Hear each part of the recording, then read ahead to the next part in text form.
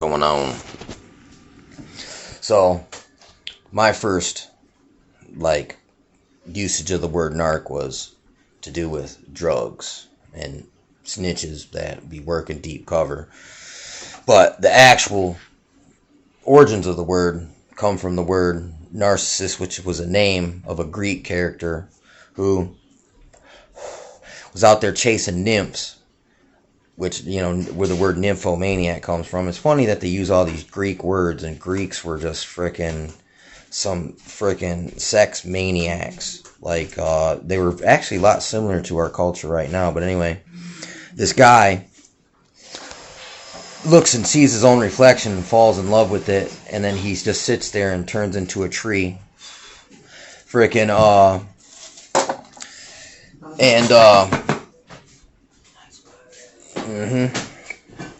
And that's pretty freaking interesting. But so there's a term like self-absorption. That would be a flavor, a shade of narcissism. See, to be self-determined and self-focused might look like self-absorption, but it's all about you there, and you're not in competition with anybody else. To be the center of attention or to be self-absorbed is where, let's not talk about you, let's talk about me. No, wait, it's not me. That's unhealthy because look, I've learned a lot of stuff from other people, so it's to be solely like that one-dimensional perspective that, I've heard it, it's like a narcissist, like a Terminator, like a shark that smells blood, and it's got one job, it's a one-track mind, you know what I'm saying? And it's like those ruts in their mind are so deep that it doesn't matter which angle you're coming from, they always railroad it. Just like when you play bowling and the bowling ball goes off and hits that gutter. It's like these people, if you go too far this way, it goes in the gutter. They never get a strike. It's always in the gutter. And your mind's in the gutter, in a way, that stinking thinking.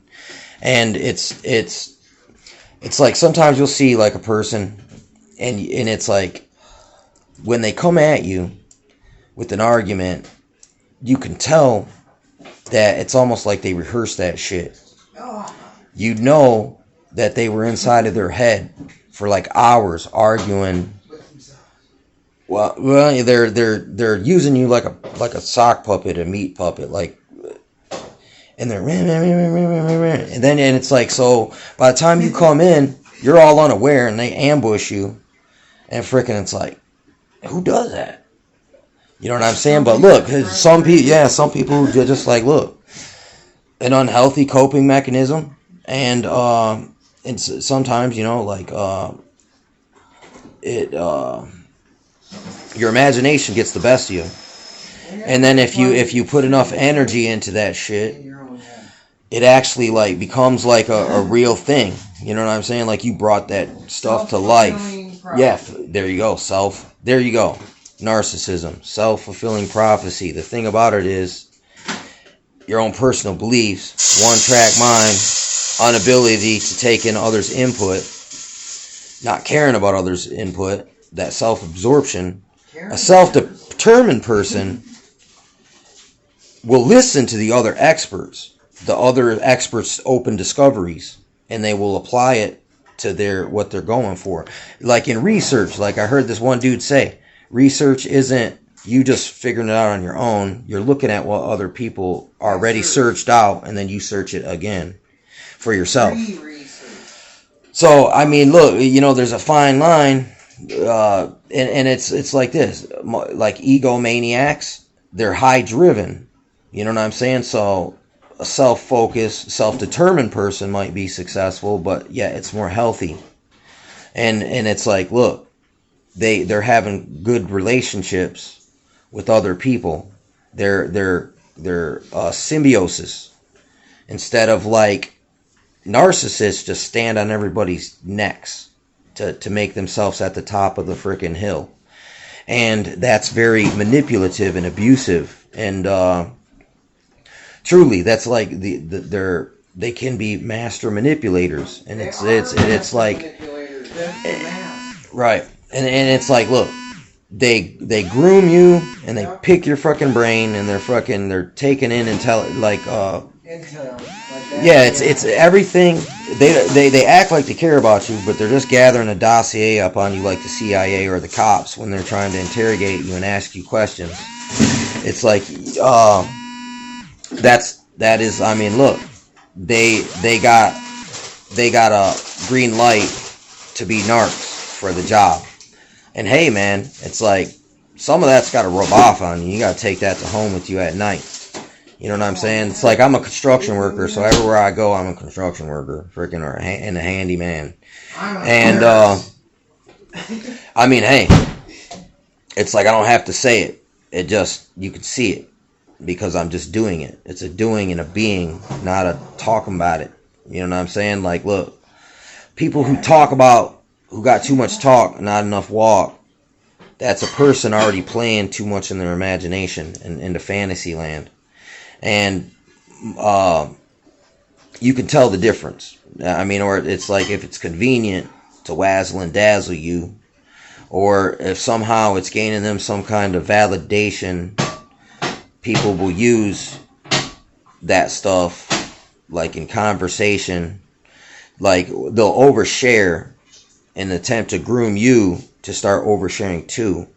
See, I mean, since their business is already out on blast anyway, yours ain't. They wanna put you on they wanna pull you down off the pedestal and drag you down lower to them so they can stand on your neck. So they're freaking trying to drag you into their world, and you don't want to be in their world. It's like, look, the only person you should be in competition with is yourself. But once again, sometimes, you know, like I'm in competition with me, but I do like to win at pool. You know what I'm saying? But I'm not hyper competitive about it. That's that thing, that hyper competitiveness. I mean, you don't seem to be when you play with me. You're a good man. No, when I play pool, sometimes look, if I'm playing pool like that, it's because I'm trying to learn shots. So I'm taking hard shots intentionally so I can get better. I'm practicing. I'm not really playing for sport. But even though I'm still playing for sport, because later down the road, I'm going to run all them bank shots on somebody else. I mean, does that make me a narc because I think I'm pretty good at pool? No. You know what I'm saying? So look, there's a fine line. But if I was to say, I'm the best pool player that ever existed, yeah, I'd be a liar, and I couldn't back that up. I ain't never played in Vegas in the championship. That would be very self-absorbed, self-obsessed, and I'd be looking for super validation when I never earned it. That's narco-y. You know what I'm saying? Frickin'. And you know, and that's the thing.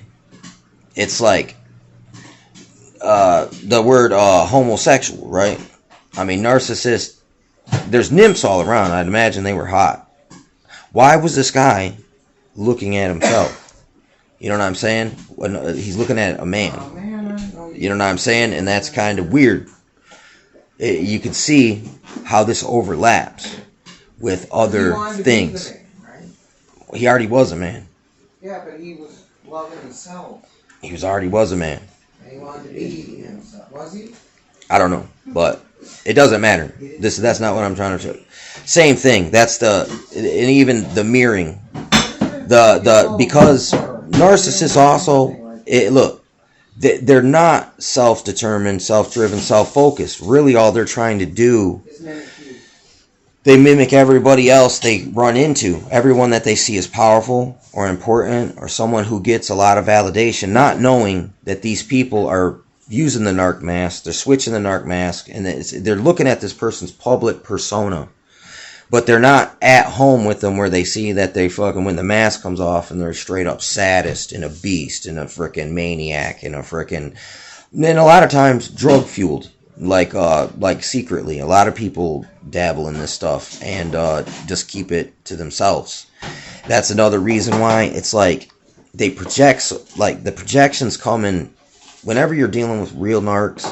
And you start to realize everything is a projection. They try to trigger your shame because secretly they're trying to make you, they're keeping the focus on you because it's their own shame they're trying to hide.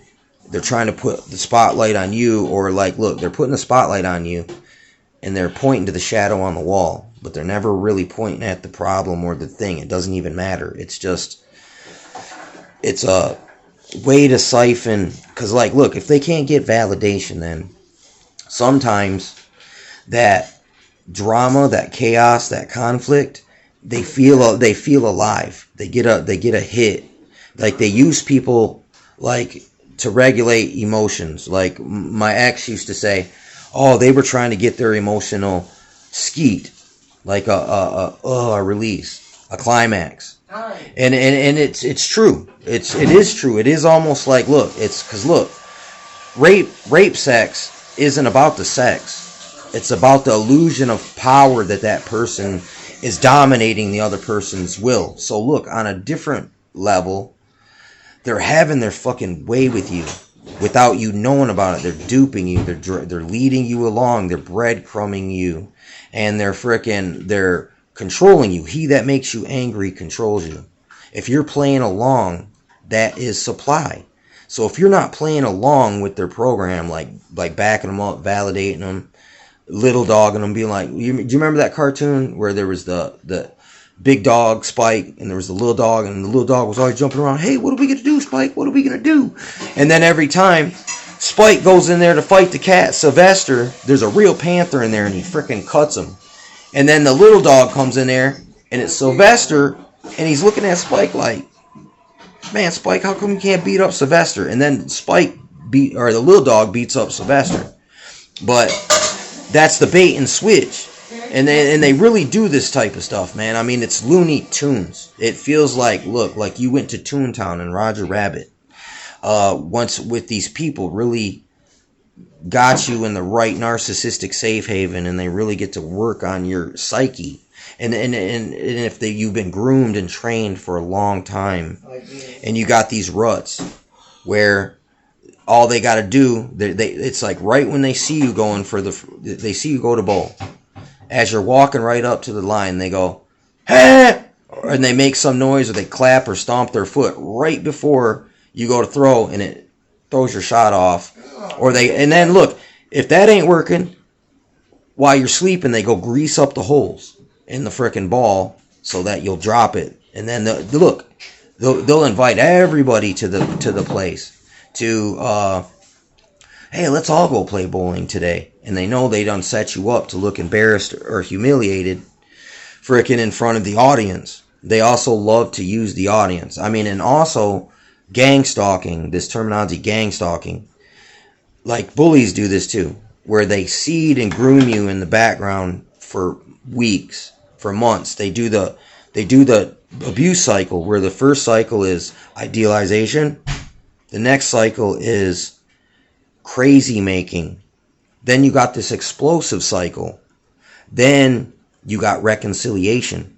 So these people set you up in the same way. Like, look, they'll embarrass you in front of people, and then they'll come in and try to be the fixer. Oh, here, let me soothe you and rub your back.